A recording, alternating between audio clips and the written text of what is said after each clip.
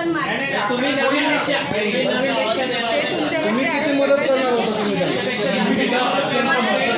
Minute, मी direct त्यांच्या कॉन्टॅक्टमध्ये नाहीये त्या लोकांच्या. जे काही आहे ते मला खबरी इकडनं एक खबर येते. त्यांचा आकडा काही व्यवस्थित नाहीये.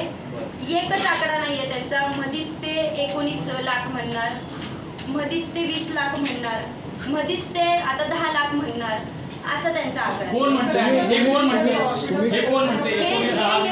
हे माझ्या भाऊ लोकांपर्यंत निरोप येत आहे आणि ते मला माझ्यापर्यंत कोणी मागितले पैसे तुम्हाला? हे कोणी मागितले? 20 लाख 19 लाख? ते समोरचे लोक आहेत. त्यातलं कोण म्हणजे?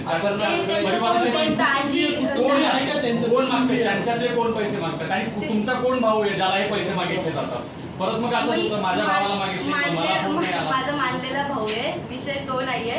पण आता आम्हाला त्या मानलेल्या भावाची मुलाखत करावी लागेल. हो, घ्या ना, काही विषय आले का? नाही तर नाही. मी पाठवून देतो. तुम्ही न्यायालयामध्ये काही पुरावे मांडणार आहे का याच्या संदर्भात? जी काय मागणी झालेली आहे, जे काही कायदेशीर असेल ते कायदेशीर चालणार. काही विषय नाहीये. जे पोलिस म्हणतील ते मी नेहमी सहकार्य करायला तयार आहे. मॅडम तुमचं नाव? मॅडम ड्रायव्हर मुळे अडचणी झाल्या. आता इथून पुढे तुम्ही स्वतः गाडी चालवणार.